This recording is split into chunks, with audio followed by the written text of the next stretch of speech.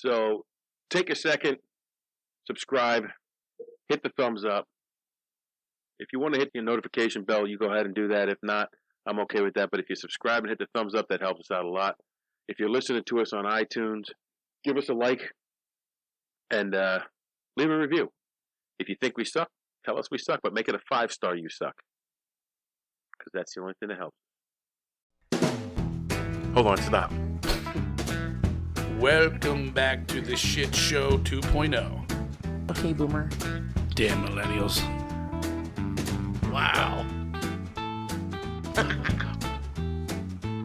Did not know that. Even flirters who are obviously mentally ill. Oh, this is gonna go downhill real quick. What is going on? And welcome to Take on the World with Megan John. Lexi and Dominic. My name is John. Podcast Therapy Dog in the house. Big Michael. And Mike D. Michael D. So we're back once again. This is John's topic today. Yes. Nice. And I admit, at first when you said who she was, I was like, what do you want to talk about a talk show host for? You know what? I saw, I was actually watching a documentary on Gigi Allen. No, actually I was on Facebook, which I no longer have. And there was a picture of Gigi Allen, which I don't know if you know who that is. Anyways, look him up. What's her name? And there was a picture of him next to Wendy O Williams, or Wendy O. And I was like, who the fuck's Wendy O? I never heard of her. So I kind of looked into it. And, Oh, holy that's cool. shit. That's cool. I don't feel bad then, because like I knew some of the music when I was looking this up, but I didn't know who she was. Yeah, I mean, This is insane. so when I looked into her, I'm like, wow, she was like ahead of her, what, this topic? Or Gigi Allen? No. Wendy. Yeah. So the topic today is the Queen of Shock Rock, the High Priestess of Metal, the Queen of Heavy Metal, and Evel Knievelette. Knievelette, the Dominatrix of Decibels, Wendy O Williams. O Williams. Yeah. Wendy O. So I feel she deserves a shout out because I mean I think she was ahead of her time. She was, very much so. I actually, while researching this, saw her. She was actually hosting an interview, and she was interviewing Vince Neil and Tommy Lee. No shit. Yeah. Okay. And they were just going over some of the music and playing some of it in the background, and she was asking what their inspiration was for the That's songs. cool. And shit. And I also saw she was on Sally Jesse Raphael. Oh my god. And that was actually pretty funny because Sally Jesse Raphael is just straight-laced. Like, she tried to be funny, but she's just like a whatever interviewer. She's wearing his business suit, Yeah. and her crowd had no idea who Wendy O was. Wendy O comes out with a tank top on, mohawk. Yeah. Well, she didn't actually. She had it was cut, but she didn't have it spiked up. Yeah. The picture that's on her Wikipedia page is her with a pair of clear pair of pants on. Yes. Oh yeah. She was. She was actually. Was she a pornographic actress too? Well, they said she did adult films, but she was a lifeguard, a stripper, and a server at Dunkin'. I know she was well known for like coming out on stage like naked, like or half naked. Well, it was one of her jobs, so. But I mean, yeah, shock rock, yeah. So yeah. So it's all you, dude. Let's kick it off here. So she was a member of the punk rock band called the Plasmatics. She was known for her on-stage antics and theatrics, including nudity, exploding equipment on stage, firing a shotgun. I did see that, firing a shotgun on stage. Not in person, I saw it on YouTube. Cutting guitars in half with chainsaws. I saw that. That would be fucking awesome. I saw that on YouTube. Who did that shit? Like, she's got to be a pioneer, for sure. But she was early punk rock. Yeah. And then she switched from punk rock to It's almost like metal, hard rock, metal, hardcore, and then she did a rap album. Oh, I didn't know that. Yeah, rap rock. I did not know that. All right, so Wendy O, born May 28th, 1949 in Webster, New York. Is that upstate New York? Lexi, research girl. She had strict parents. Now, this is what, she had, of course, strict parents who attempted to give her a traditional suburban upbringing. She described them as cocktail zombies. Yeah, Right, so, in a later interview, she said that my parents were cocktail zombies. yeah, so mom and dad like to tie one off at the end of the night. Probably, Yes. whatever now called Very upstate. Upstate New York. Yeah, very, very upstate. Right, like it's near Rochester. Well, when I was doing the research, Rochester's way up there. I saw some. It's more northern than Rochester. Like it's almost on the coast. She had some Canadian influence too, so that makes sense. Okay. She, I mean, it's beautiful up there. I can't even imagine in the 80s. like Niagara Falls is neighbors. My sister lives up that way. Yeah. At 6 years old, she appeared on tap dancing on the Howdy Doody show. In the Peanut Gallery. On the Howdy Doody show. Howdy Doody. And now here she is.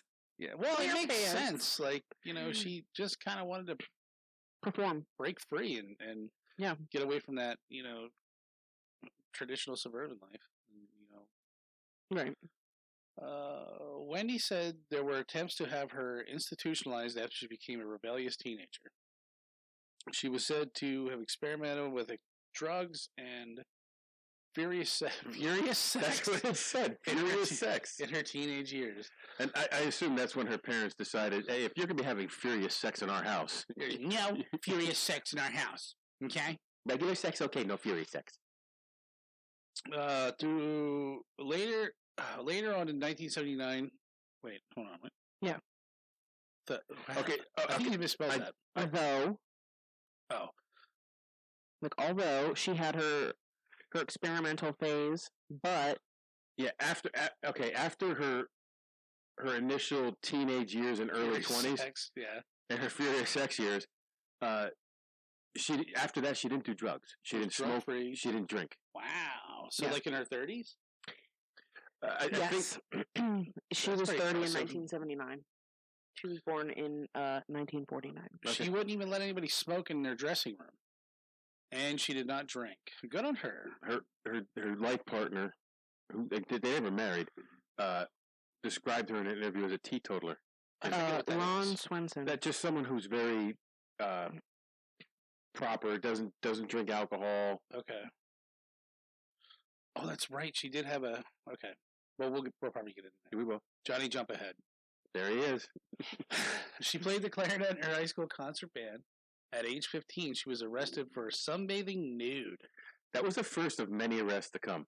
Mm-hmm, mm-hmm. Although in high school she was described as a shy and pretty girl, an average student who played the junior high band paid attention to her clothes and hair, and who spoke softly.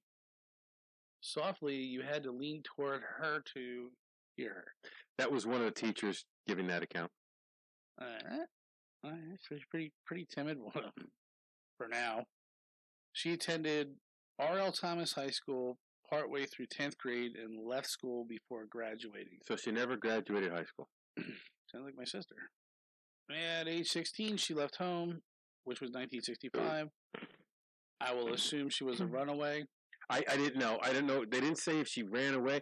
At 16, it just says she leaves home. At 16, you got to think she's a runaway. Right, and then she hitchhiked to Colorado. So I think, you assumed right. She earned money by crocheting and selling string bikinis. So that's fucking okay. Awesome. So 65, it's the hippie scene. Yeah. She goes to Colorado, and she's pretty deep into the hippie scene at this point. And she's crocheting and selling string bikinis to make money. That's fucking awesome. Yeah. I mean, she's 16. This chick must have had a set of balls on her. Well, she had a set obviously. Of boobs. While she explored the world for a time, she became interested in Far Eastern spirituality, religions and gurus, as well as experimenting with mind-altering substances like LSD and mescaline, a hallucinogenic and intoxicating compound present in mescal buttons from the peyote cactus. So she did peyote. Yeah. Yeah, basically.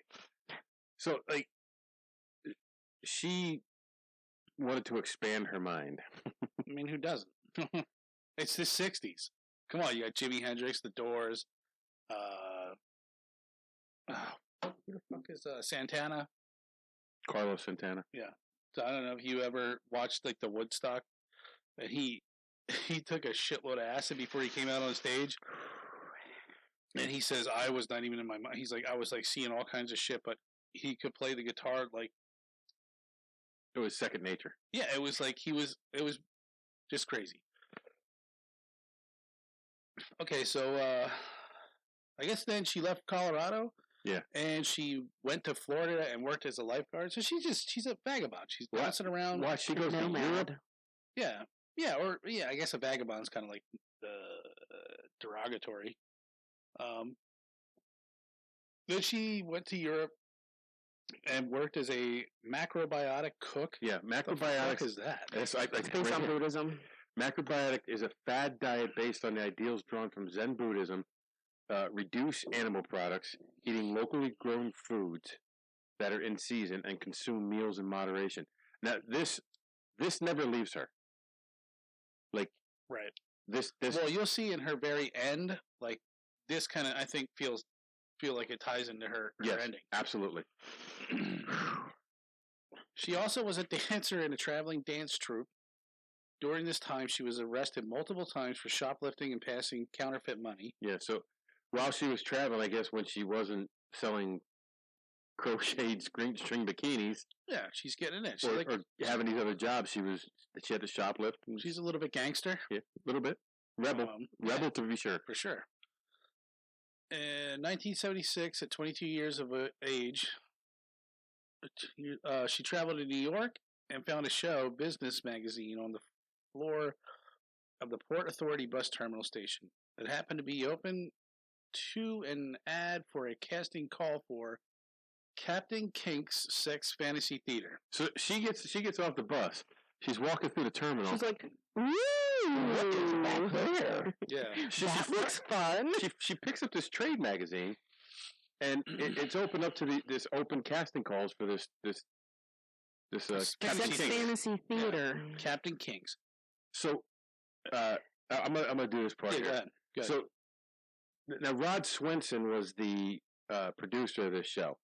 Rod Swenson, actually, dude, when you hear about what this guy is now, like, the guy's a freaking genius. Yeah. So, he said she showed up. We were almost done for the day. They were getting ready to leave.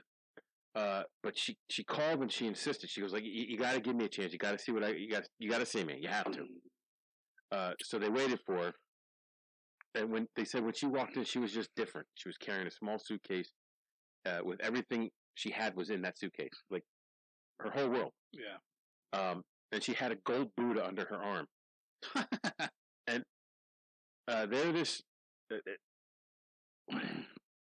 she was dancing with this Buddha to "Foxy Lady" by Jimi Hendrix.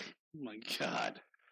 And she was singing the song, but it was in her own scratchy voice. Okay. He said, "I remember she emptied her suitcase upside down on the floor and started showing me things and wouldn't stop. It was amazing." Almost lost my beer. Like, what? I wasn't even sure what to make of it. And we'll say, okay, let's see what you can do. And they put her in for a few days, and she just like it was her niche. Playing multiple parts, making costumes, and which she also did for the Plasmatics. And in that interview with Sally Jesse Raphael that I was watching, she came out and she had, I mean, you know the punk rock shit, the spikes and stuff. Yeah. So she came out with these leather gauntlets around her wrist. They're awesome. With these huge spikes on them. And Sally said, "Well, you can buy something." She goes, "Oh, I made this." Made that. Dude, funny story. I remember making shit like that. Like, you could go to this store. We went to this place called Angry Young and Poor in Lancaster, and you could buy an array of like spikes, different sizes. They were like 10 cents a piece, and all it is like a big spike with like a screw underneath of it. So we would sit there and like punch holes in our leather jackets, and then screw these spikes on. And any arrangement you had, some were like the little pushover like tabs, and yeah, you could just have kind of fun with it. But I mean, But that was in like the fucking 90s. The like late 90s. She had it would look like big aluminum nails. Yeah. Like it was cool. Like Yeah. like I was into punk rock. I know I you love were. it because like she's doing her own thing. Yeah, she just wants to be her. Yeah. And you know what I made when I was a teenager? I made anime costumes.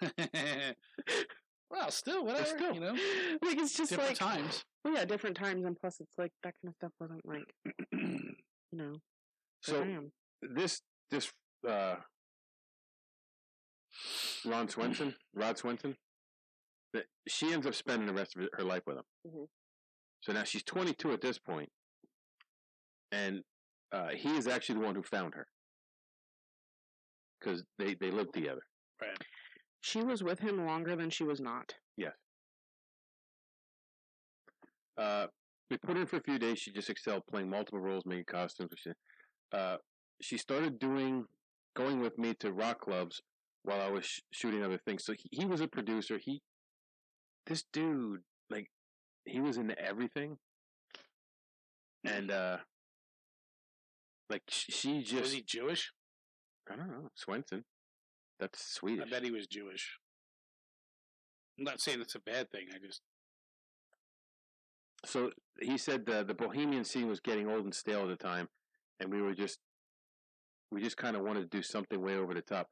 So like this is like I'm done being a hippie. Yeah. Let's move on. Back to you, John. Oh, okay. So Swenson says the Plasmatics was a band created around Wendy as a vehicle for her. Yeah.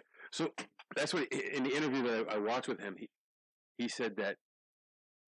Sometimes you build a band around a concept or an idea, but with the Plasmatics, she was the concept. She was the idea. The whole thing was to build it around her, to let her thrive.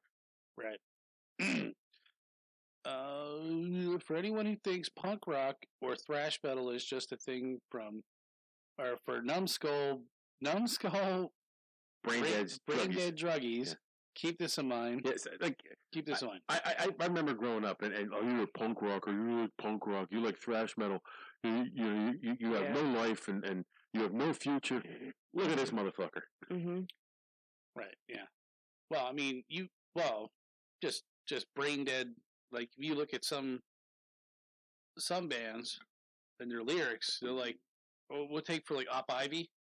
You remember them? No.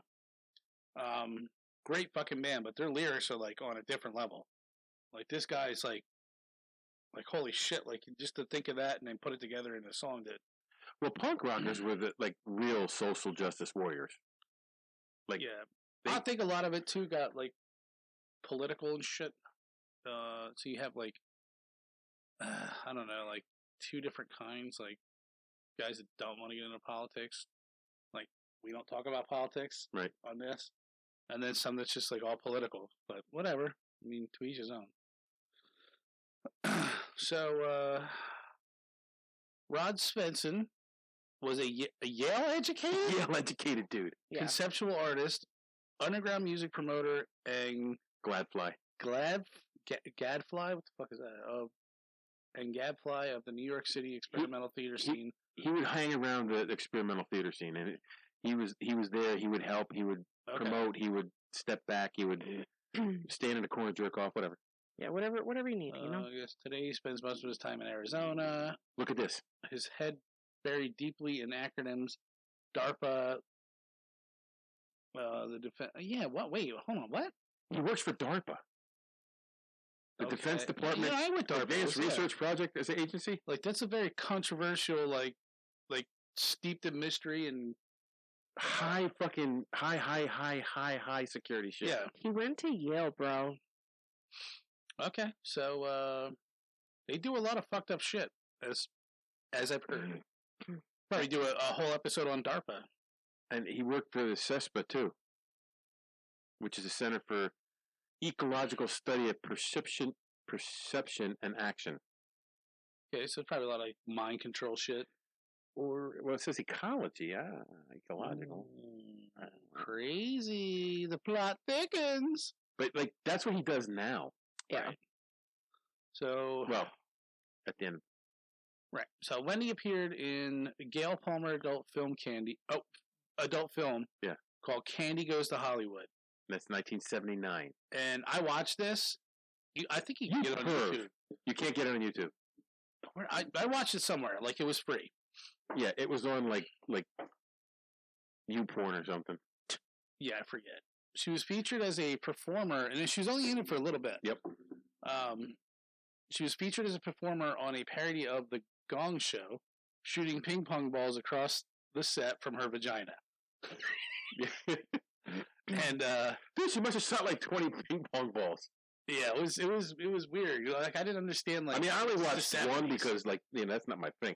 But there's like 20. You're like, hold my beer. Watch this. I'm gonna shoot him out of my sweaty ass. On her brief appearance in the adult film. But actually, it's funny because she's shooting ping pong balls out of her vagina, and a dude's trying to catch him in his mouth. Yes. They were like the three hosts. There was like 2 girls and a man. Yeah, they were the Gong Show panel. Yeah. And then her and the other guy were performing. Right. Totally, like, total 70s, just bizarreness. But her take on doing this, the next line, that kills me. Okay, on her brief appearance in the film Candy Goes to Hollywood, Wendy was quoted as saying, "I was just like working in a donut shop, except you didn't wear a paper hat." Dude, that was just her attitude. Like, like just another job for me. Whatever. It's no big deal. Yeah. Mm-hmm. So she went on and appeared on SCTV, Second City Television, Canadian sketch show. There's the Canadian connection. Fish and Musician sketch with John Candy? Yes. In 1981? Damn. And kudos to you. You did some good work here, Michael. The heads decide they would. The studio heads weren't going to put the episode out because when she came out, her costume revealed her nipples. And she would not cover them. She said, "I'm not covering my nipples." Right. And they said, "You have to. We can't put it on TV." So the makeup artist says, "Okay, here's what we'll do. We'll compromise and painted her breast black. Paint her breast black so all you see is black. You don't see the nipple." Wow. Can you imagine? Okay, so real quick side note. Do you guys know about like the Vanta Black situation and like the world's blackest black? Yeah. You literally like look at this black and you feel like you're looking at a void. Isaiah has it. It's amazing. Like it's a very matte, dark. I saw there was a true black car that was painted in this black and like. Can you imagine having that painted on your boobs? Like somebody just looking at your boobs like they're endless. What? You wouldn't need to paint them on women's boobs. Well, not like to have somebody stare at them. I just mean like, can you imagine like looking at a boob and just being like, I'm not looking at this boob for the boob anymore. It's just so black. I don't know. I don't know what she's saying. I don't understand what she's saying. Anyways, moving right along. On January 18th, 1981, during a packed Plasmatics show at Milwaukee's long-defunct Palms nightclub. Really? You even put the fucking street on there? My name. 2616 West State Street. Let's go there. The 31-year-old Williams got friendly with heavy-duty wrecking tool, a sledgehammer. With a sledgehammer, and used it to simulate fellatio and masturbation. Miley Cyrus, eat your heart out. Yeah. Well, see, no, I put that in because, like, I know you did. Like Miley Cyrus, like everybody's like, oh, because she did the same thing. Yeah. And I'm wondering if it was a nod to Wendy O. Absolutely, absolutely. I'm just pissed off that there's a lot more to Miley Cyrus than what the media portrays too. I'm just not much. I just what's the word I'm looking for? Like, I wish I would have heard of her earlier. They probably said that about Wendy O too. When she was there, they're like, "What the fuck is this lady?" You know what I mean? Like, what is she doing? But like now we look back and we're like, a pioneer. Yeah. Yeah. A pioneer. I feel that's how they looked at her then. Unimpressed with Williams' two-for stunt, Milwaukee police officers showed up at the Palms in the early hours of January 19, pinned the singer to the ground, outside in the snow while she's butt-ass naked and arrested her for an obscenity charge. Plasmatics manager Rod Spenson, 35, was also arrested for resisting officers and battery to police officers. So, okay, she's arrested. Not the first time, certainly not the last time. Both Wendy and Rod accused the police of beating them during the arrest. I will not have that. Now I looked up her booking photo, Not one. and because I was someplace where the internet is monitored, I did not click on it. Mm-hmm. But you could see in her booking photo, She's all busted up. her under her eyes busted up. It looks like her nose is fucked up pretty good. When is this from? What year is this? 1981? 81, yeah. Just Wendy O arrest photo. That's all you got. I wouldn't be surprised if she was fighting him. Oh, I'm sure she was. Kicking and screaming. She was eventually cleared of her charges. Later, later in 81, Yeah, she's busted. Yeah. Later in 81 in Cleveland, Ohio, Williams was acquitted of an obscenity charge. She can't even open her eye. For simulating for simulating sex on stage wearing only shaving cream. Now, one of the videos I was watching, they show this. All she had, where she would have a tube top, she had shaving cream. I think I saw that. She covered her nips with electrical tape to avoid arrest. In 81, Here it is. an Illinois judge sentenced her to 1 year supervision and fined her $35. Really, $35?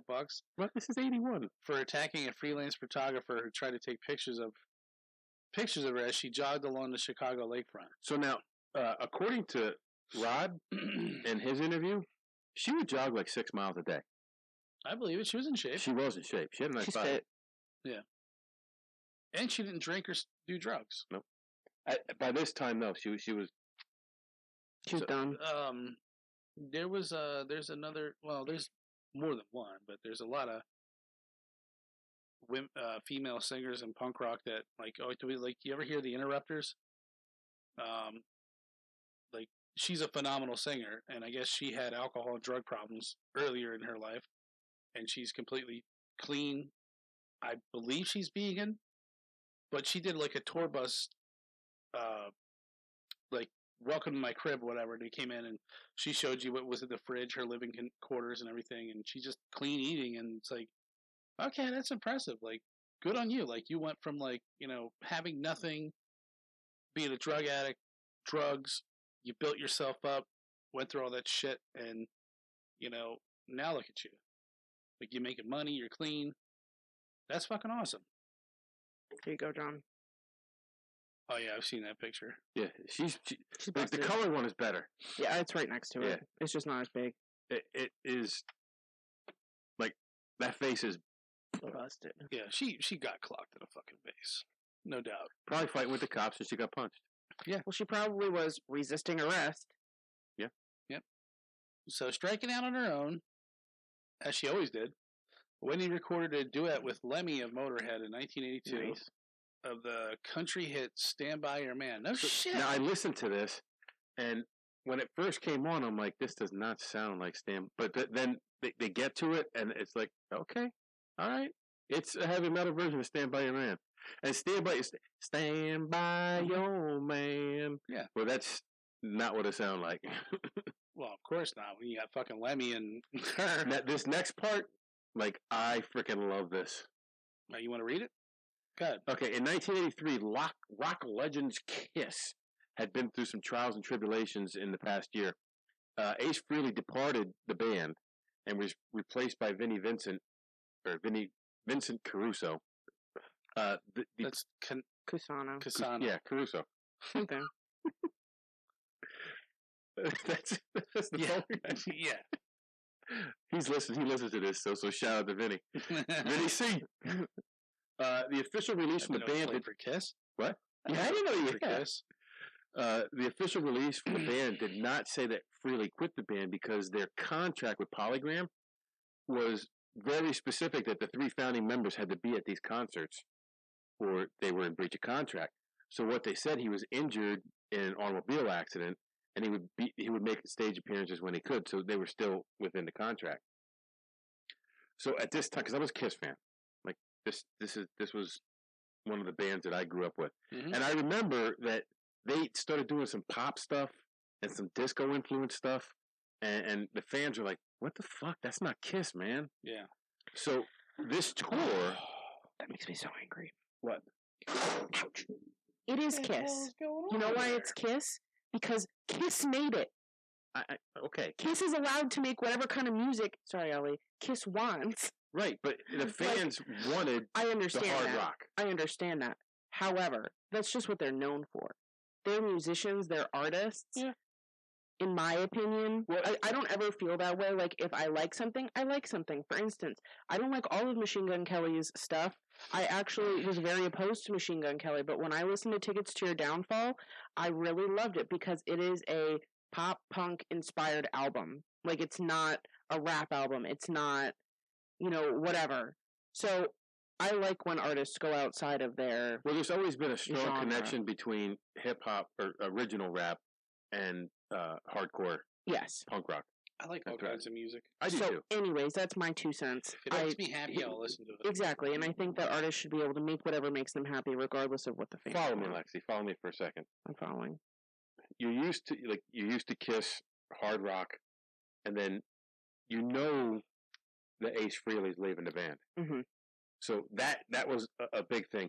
The year before, or 2 years before this, was the first time I ever saw Kiss, and I was so disappointed because they took the freaking face paint. It was the Unmasked tour. Yes, I remember you telling me about this. I hated it. I just watched a video of them with their That kind of sounds like your They're- fault, though. their face paint off. I'm gonna go to the Unmasked tour. Actually, And they someone were got the tickets for me and took me because they thought they were doing something nice for me. And then he kicked my ass because I was ungrateful because I was pissed off that they didn't have paint on. Well, It was called the Unmasked tour. I you was 10 years old. did go to Kiss. You got to see Kiss. I saw, when I saw Kiss? When they were old and decrepit. I saw Kiss Last year. with Motley Crue up at Montage. I know. Which one How of many them times have you smashed their seen Motley walker Crue? first, Gene or Vince? You know what? It was one of the best shows I've ever seen. It was really good. It's an event. It definitely was up there with the Alice Cooper. Yeah. The Alice Cooper performance at the Motley Crue concert. Alice Cooper in vaudeville. So they were going through all this, and Kiss decided they were going to book opening acts that were a little more edgy, and they thought the Plasmatics would give them a little bit of cred with the edgier crowd. So they had the Plasmatics open for them in the middle of the tour. I never knew that. Makes sense. Excuse me. Well, from what I heard, Gene Simmons was a straight up just bucking businessman. Yes. Yes. Like, he didn't party, he didn't, do drugs, and from what they were saying, he was kind of a douchebag. Just One of the Slept with a lot of women. yeah. yeah. One of the Oh, with a tongue like that. I bet you'd sleep with him. I think about it. maybe. So Yeah, show me that tongue. so that tour was eventually canceled at the end of it because the attendance was so low. But Motley Crue at the end of that tour was opening for them in the latter stages. Huh. They also had I thought I copied the other bands that opened for them. Molly Hatchet opened for them in the beginning. I forget who else it was. Anyway, her connection with Kiss and Gene Simmons brought Gene into production of her first solo album, Wow, which is Wendy O Williams. So Kiss members Paul Stanley, Ace Frehley, Eric Carr performed on the album, as did Gene Simmons. But Gene Simmons credited himself as the bass player on the album as Reginald Van Helsing. Why? Okay. And they also brought Michael Ray in to play lead guitar. Michael Ray was in the running to replace Ace Frehley when they were looking for people to replace Ace Frehley. Anyway, back to John. Where are we at here? Right there. In 1985, Williams starred in the Rocky Horror Show at Westport Playhouse in St. Louis. The show played for 6 months, but a nationwide tour fell through. Yeah, they were talking about taking this nationwide. I guess this is the time before Broadway was Disney Street, which is what they call it now. And I guess they thought it was just too risque to go nationwide. Yeah, I guess so. I mean, excuse me. So, in '86, she recorded. risky, but now. Yeah, I know. Yeah. Now it would be a Disney show. So, in '86, she recorded her second solo album, Commander of Chaos. Yes. Also known as Cock. Yeah, KOK. The same year, she also starred in an indie film, Reformed Schoolgirls, I'm glad to see this. a black comedy that depicts the story of a young girl who was sent to a reform school that is operated by a sadistic warden. Yes, she actually plays the bully in the story. So that actually pulled in $2.5 million in the box office. It was rated R for nudity and Nudity. more nudity. So there was a bunch of intentional scenes where they would be half dressed, and I guess when it came out, Wendy nor Rod liked the film when it came out. Like they didn't want nothing to do with it. Right. But they approached them about using 3 of her songs from her Commander of Chaos album, and they say, okay, there's money in it for us. Right. Well, I made 2.5, and Yeah. I mean, it does straight up sound like some kind of a porno. Like, you know, It's basically. it's a lot of, sure, It was the 80s. big-breasted, hot, you know, blondes and a sadistic warden. Put 2 and 2 together. What do you think is going to happen? Fun. Sounds like a good weekend. So now in '87, she starred in The New Adventures of Beans Baxter. That was a TV show on Fox. She was all over the fucking Yeah. place. The Plasmatics' last tour was in late 1988. That was a reunion tour. Also, 10 years before she died. Yes.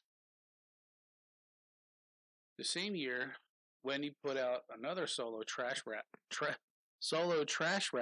Album. called Defest, Deafest and Baddest. and Baddest.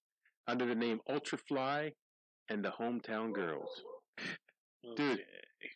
When we're done, we'll have to listen because I don't want a copyright strike. Right. Yeah. Something tells me it's probably terrible. Dude, it's horrible. It's horrible.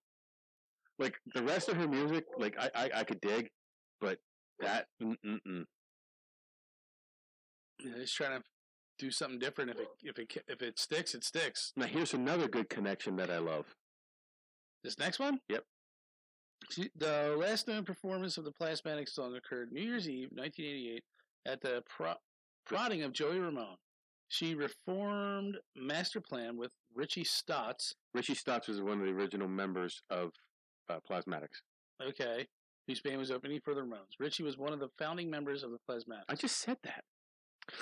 And no, but Joey Ramone. Yeah. Like, my God. Yeah.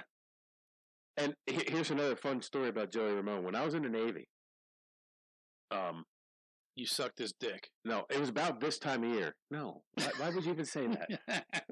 It just came out. I'm sorry. Listen, whatever. I'm sorry. So, someone said, hey, there's a concert over on base. It's a free concert. You want to go over? There's concert and fireworks.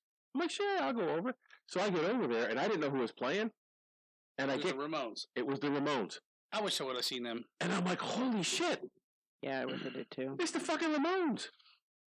And I was there, like, I knew all the songs, and I'm like, and all these other guys are like, look at this weirdo. I'm like, fuck you. I thought we knew you, Michael. Well, the one dude that I hung out with there, his name was Shiloh. He was from California. Shylock? Yeah. You said it wrong. It's Shiloh. It's Shiloh. And my other buddy, Lolly, he was also from California. Lolly and I are the ones who flew out to California and drove the convertible. Oh, I thought you drove the bike back. No. We drove a convertible caddy back to Great Lakes. Anyway, they both knew the Ramones. So it was like the 3 of us and all these other people like, this music's pretty good, but who are these fucking weirdos? These fucking queers. What are these queers? These queers. I totally forgot what I was going to say. So in 91, she and Rod moved to Storrs, Connecticut. She worked as an animal rehabilitator and at a food co-op.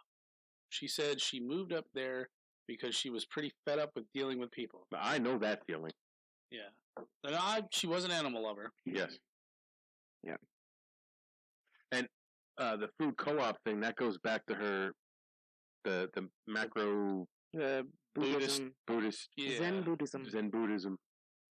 So in 93, Williams attempted to commit suicide by hammering a knife into her chest. Like, you're sitting there with a hammer, banging a knife into your freaking chest? It gets stuck on her sternum? Yeah.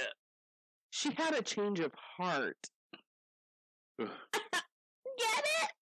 So you got this like big butcher knife stuck in your fucking chest. And you're like, yeah, Roddy! I think I need to go to the hospital. She's like, hey, hon, just tried hammering a knife into my chest. Didn't work. Stuck in my sternum now. Can you take me to the hospital? Thanks. Thanks. Love you. She again attempted suicide in 1997 by taking an overdose of ephedrine, a stimulant often used to prevent low blood pressure during spinal anesthesia, asthma, narcolepsy, and obesity. Now, hold on. Now, in 97, I was already working at the jail. You could buy ephedrine over the counter. Yes, I've heard that. So it was used for people with asthma. What isn't that? It's a stimulant, ephedrine though. like the guys who work out with that shit? Yes. Oh, but the guy, that's what I was It's going to like say. meth. It was like, So, yeah. so there was guys at the jail who were taking that because we were getting drafted a lot, and they still wanted to go to the gym, and they would go work out. And there was one dude, and I won't mention his name. He no longer works there. He would dump half a bottle of those things into his hand, and swallow them. And it was crazy. Like, I'm like, oh my god, dude, you're gonna die. That's not good. And here's the sad part. You've got to come to an end. So on April 6, 1998, Wendy walked into the woods, and wildlife fed the squirrels. And fed what? She walked into the woods and wildlife. No, yeah. Okay, all right.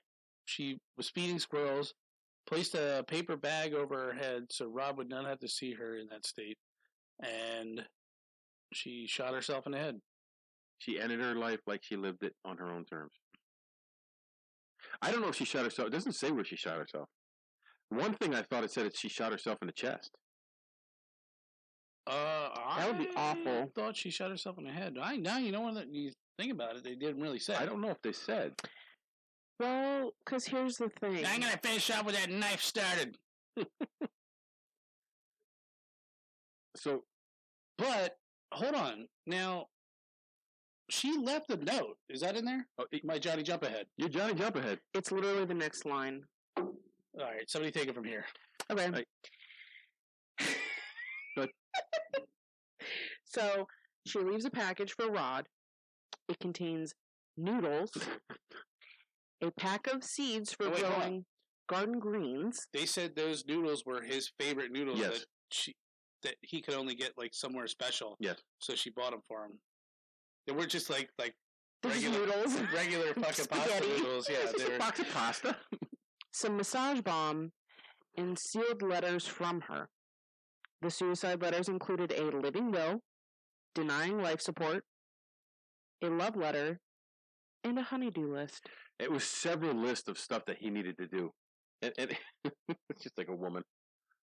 Here, I'm dead. Do this stuff now. Yeah. You think he did them? I think some of it was like how she wanted to be buried and Return to their home in the area where they had lived. Wonder if she was buried naked. Oriental massage balm and sealed letters.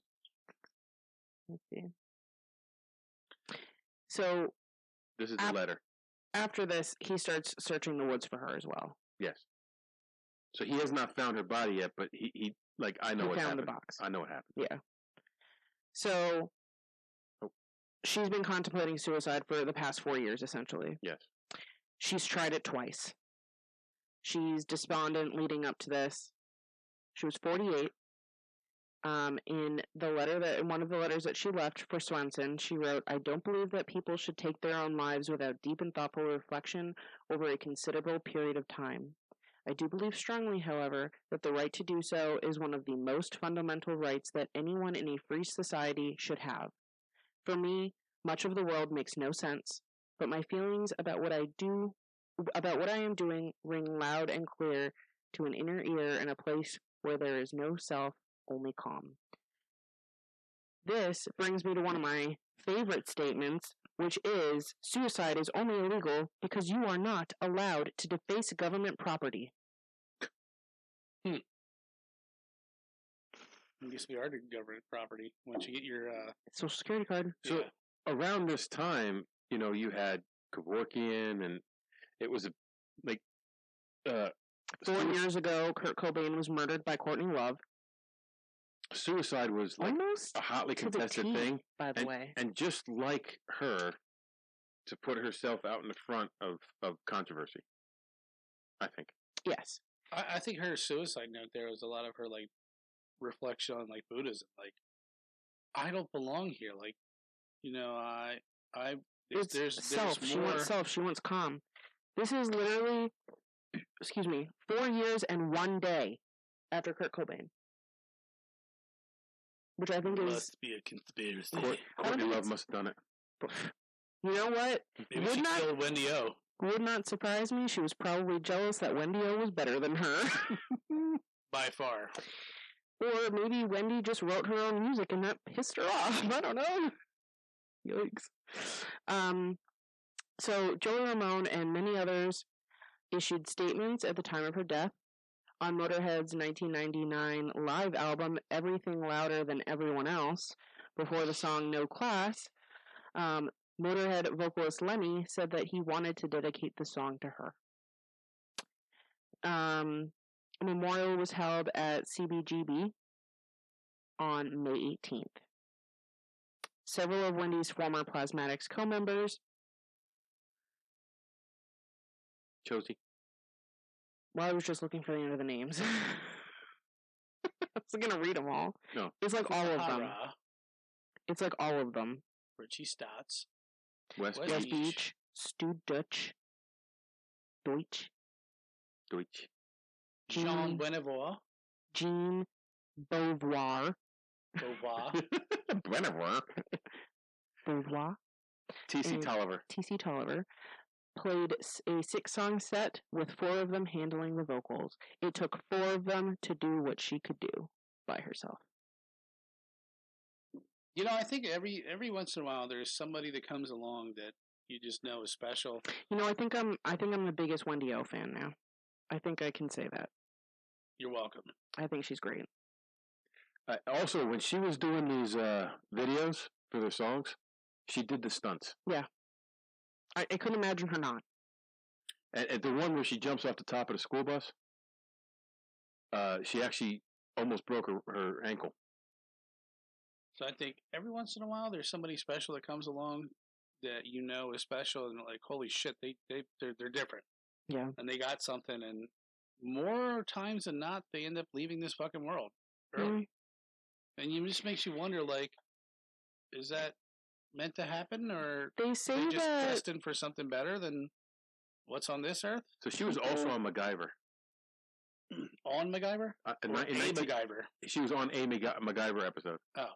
I thought you meant like she was like MacGyver? She was MacGyver-like? No. She was on the show MacGyver in 1990. She jumped off that bus and she decided also in 1990 she was going to break her leg, and she built a kite real quick and flew off into the She was in Pucker Up and Bark Like a Dog.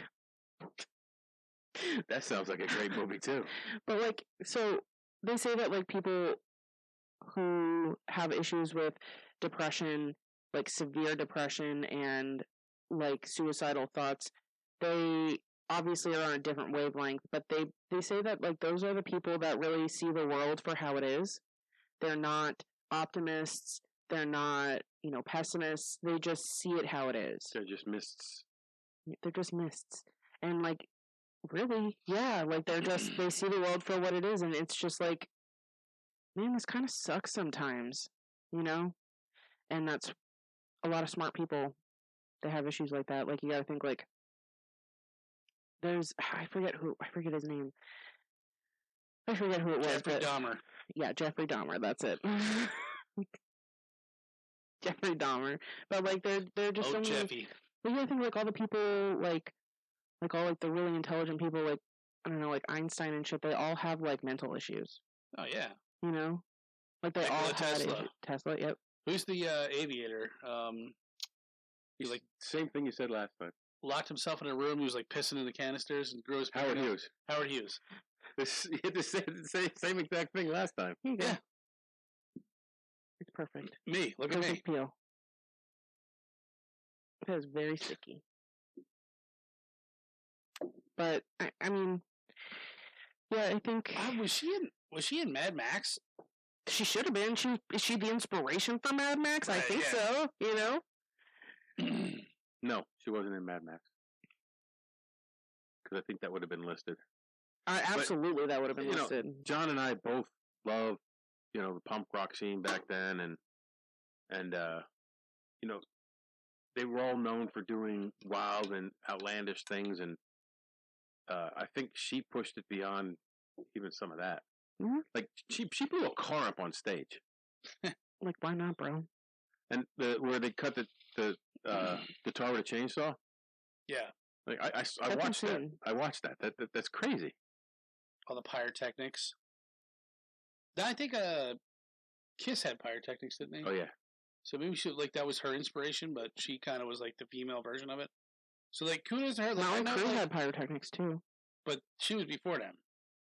I'm just saying. And I always say, like, the women have always struggled with the versus male. Mm-hmm. So it was definitely back then a male-dominated scene. Sure, absolutely. And she fucking comes along and she's like, fuck everybody. It still kind of is. Yeah. And, I guess you could say, like, was it you, like, the Miley Cyrus suck it or whatever? No, like she's kind of doing her own thing. And right, like, that's what I mean. Like, maybe Wendy O is, like, one of her idols. Because her muse. You gotta think, like, look at some of the stuff that she wears. And, you know what I mean? Like, at some of her performances, look at some of the stuff that she does. Like, the way that she does her makeup, cuts her hair. Yeah. She does a lot of Wendy O type things. Maybe she's just following in somebody else's footsteps. Except she's not talented in any way. What was the O for? Was it? Oline. Wow. So, yeah, kudos to you, John. That was good. I thought you would like that. I did. It was a good choice. Plus, I started listening to some punk rock and stuff while I was researching. Well, I think I prefaced this or said this earlier, but the way I found it was there was a picture of Gigi Allen with her. And I'm like, who the fuck is Wendy O Williams? Yeah. And I looked her up. I'm like, holy shit! I'm like, she's fucking awesome. Like, I'm wondering how I didn't know her. Like one of the pioneers. And but if you look at Gigi Allen, wait, hey, hold on. At the beginning of this episode, you said, "How do you not know her?" And now you're saying, "Wow, I can't believe I didn't know her." Because I would think that she would be someone that you would know. Well, that was in your dad's. That was in. You would have grown up listening to that. He would have. That's what I'm saying. But he asked me why I didn't know her. Right. I just figured that would be like for sure up my alley. Like I said, yeah. I don't care if I hate her music. I'm gonna listen to it. Well, I think all the time. It's a shame because I don't think she obviously she's not really. It was kind of like the underground scene. Right, like she's not celebrated like other women who have pioneered. The only music that she did that I thought was horrible was the rap. Well, we're gonna listen to it. I have it pulled up. But I guess I don't want to say they were in competition, but I think Gigi Allen. Now he's a whole other beast, another freaking guy that was just crazy, but he was a genius in my eyes. But he had the suicide tour where he was going to commit suicide on stage. I know he said, well, he didn't have the balls to do it, but Wendy O Williams did. Like, she fucking lived that life. Like, more hardcore than this motherfucker did. I believe that. Yeah. I believe that. Like, he kept saying he was going to kill himself on stage. Then he ended up ODing one night and on heroin. And did he get clean after that? No, he died. Oh. It was So technically, he did get clean after that. it was a total OD. Yeah, it was. OD. So, Wendy O Williams, Wendy O? amazing creature. There's a lot to unpack here. Yeah. I'll have to do some of my own research. I also, you should pull up the her duet with Lemmy. I already did. Okay. So, we're gonna listen to that, and while we do that, you go take on the world. You. Hold on, stop. Welcome back to the Shit Show 2.0. Okay, boomer. Damn millennials. Wow. Did not know that. Even flirters who are obviously mentally ill. Oh, this is gonna go downhill real quick.